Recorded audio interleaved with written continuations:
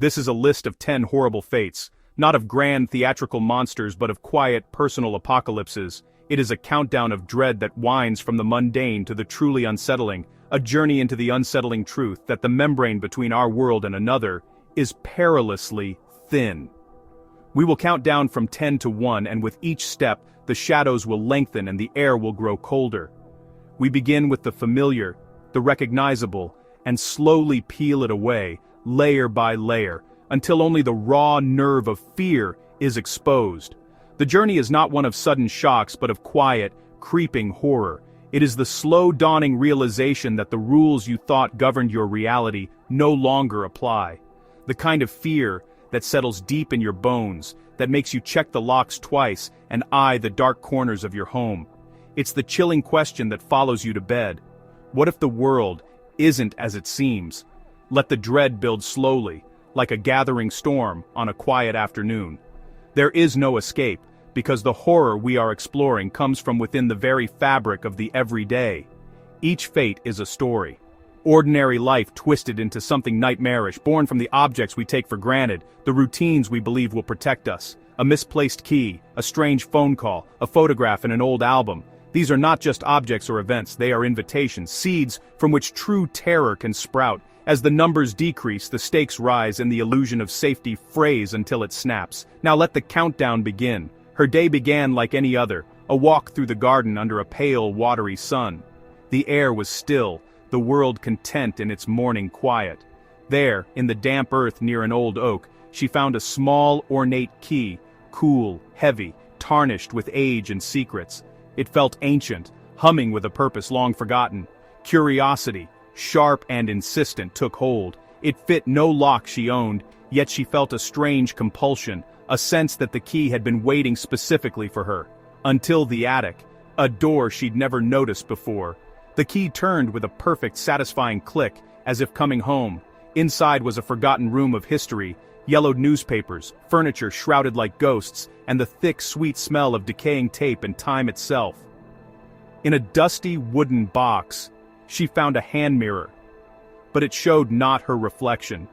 It showed her present, her own kitchen, alive and moving, the kettle just beginning to steam on the stove. As she watched, her cat wandered across the attic threshold behind her. In the mirror's reflection of the kitchen, it simply vanished at the edge of the frame. It was there, and then it was not. A cold spike of panic. She turned, but the key was gone from the lock.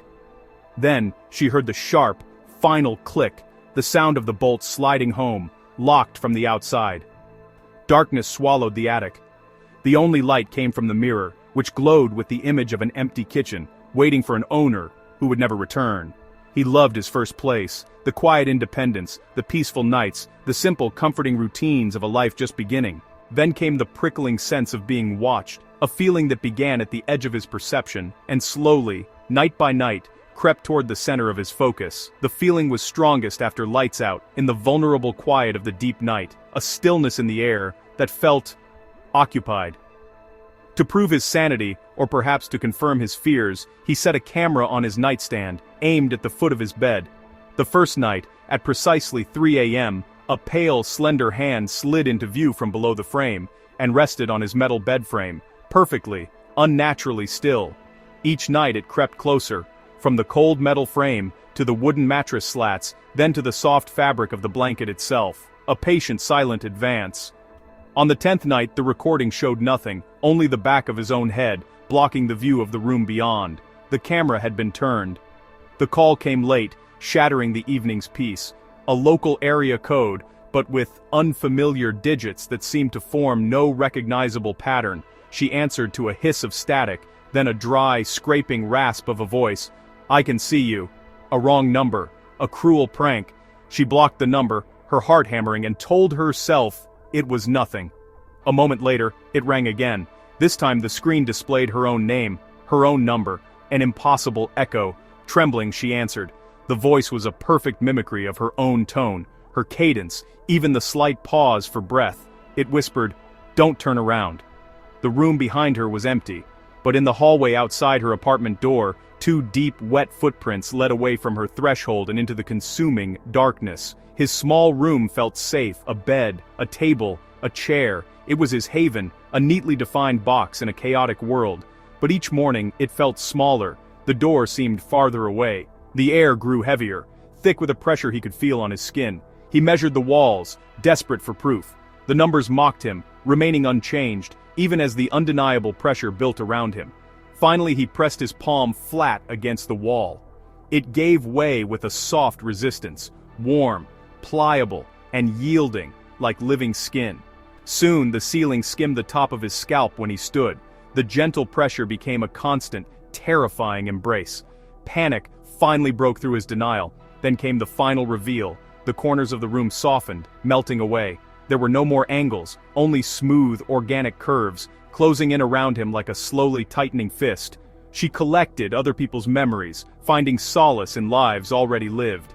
In a dusty corner of an antique shop, she found a heavy leather album, its pages filled with forgotten faces.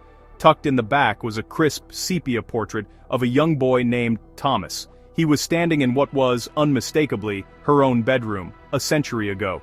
A trip to the town archives confirmed it. The photograph was taken in her house, on this very day, 100 years prior.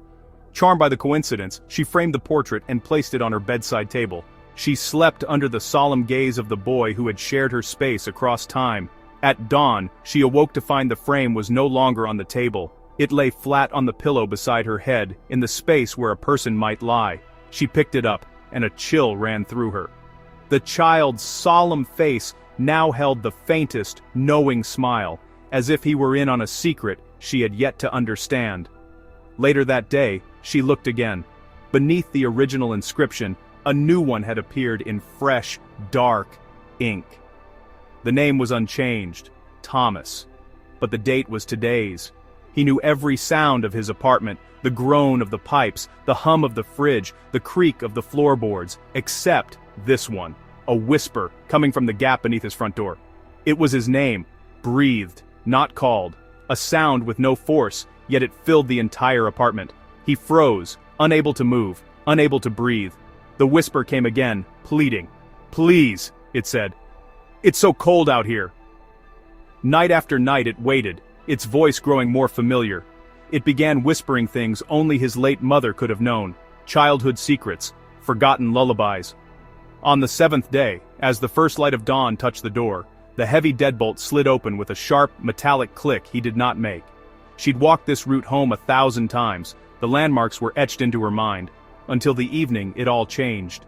The familiar homes huddled together under a bruised sky, but the world had fallen unnaturally quiet. No traffic, no bird song, only the sound of her own footsteps. A couple she had never seen before stood by a fence, waving in eerie, perfect unison. Their smiles were wide and pleasant, but their eyes were vacant. The corner store was gone, replaced by a blank wall. The ancient oak tree at the turn had vanished. Her phone read, "No service." She turned back, but the road behind her had warped into a maze of unfamiliar streets, filled with strangers who all turned to watch her pass. Then, a sudden absolute blackness, and a final heavy scrape from above, like a stone lid sliding into place over a box. They were just boys on a sweltering summer night, fueled by bravado. The dare was simple: spend 1 hour in the abandoned house's attic, starting at midnight. The air tasted of dust and rot. Their single flashlight beam cut a nervous path through the oppressive gloom, revealing shapes that shifted in the periphery. Beneath a pile of moth-eaten blankets, they found a small carved wooden box. It was unlocked. Inside, a single sheet of brittle parchment. On it, 3 typed words: "Make a promise." Caught in the moment's strange gravity, they clasped hands and vowed never to tell anyone what they found in that attic, or what they did next. Years passed. The memory faded into a foolish childhood story. One of them, now a man, broke the pact at a party, laughing it off as a silly ghost story. The next evening, his childhood friend stood on his porch.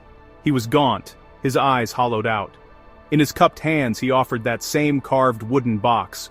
The new neighbors seemed perfect. A pleasant, smiling couple with 2 quiet children. They were the picture of suburban normality. The day after they moved in, they built a picket fence. Then, night after night, it grew taller. A foot, then 2. A simple fence becoming a wall. Soon it towered over the house, a sheer windowless barrier of white wood. stealing the afternoon light and casting the yard in permanent shadow. One morning, a moving truck came. The family emerged, got in the cab, and waved goodbye. They carried no boxes. They left everything behind.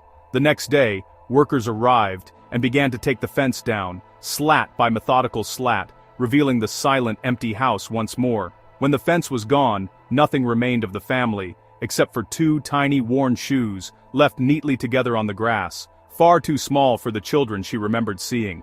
She was a writer who cherished her solitude, and the way the afternoon light fell across her pages as she worked by the window. One evening, as dusk settled, she heard a soft, childish laugh. It seemed to come from the heavy velvet curtain right beside her chair. She pulled it back. No one was there. But in the folds of the fabric, there was a patch of darkness deeper than any shadow, a void that seemed to absorb the lamplight. It had no face, yet she felt it look at her. It whispered the names of everyone she had ever loved, then ended with a date, just days away. The next morning, she found her desk calendar had been turned. The page was open to the exact date the whisper had named. On the night itself, the curtain swelled inward, straining against an invisible force. The window behind it was locked and sealed shut. The shape of darkness detached itself from the fabric and stepped forward, a silhouette of pure absence. It spoke her name, not as a call, but as a key turning in a lock. And so the countdown ends. The most terrifying things rarely roar. They don't announce their arrival. They arrive on silent feet, in the spaces you thought were safe. They begin in tiny disturbances, in subtle shifts that make your own senses feel like liars. A flicker of movement, a sound that doesn't belong. A misplaced key becomes a prison. A camera becomes a patient intruder. A photograph watches you back, its expression changing when you look away. These fates are not sudden. They are simple, steady, and relentless. Dread accumulates by degrees, a slow poison administered one drop at a time. It waits in the periphery of your vision, in sounds you can't quite name, in the unshakable feeling that you are no longer alone in your own home. It thrives in small, enclosed places, in dusty attics, in rooms that feel like they're shrinking, in the narrow, dark space behind a curtain. So tonight, as you go about your familiar routine, pay attention. Listen to the silence between the sounds. Count down the moments until you turn out the final light. Watch where the shadows gather most deeply, because dread grows in small, quiet, forgotten places, and it waits patiently to be found. And once it finds you, once it knows your name, it never truly lets go.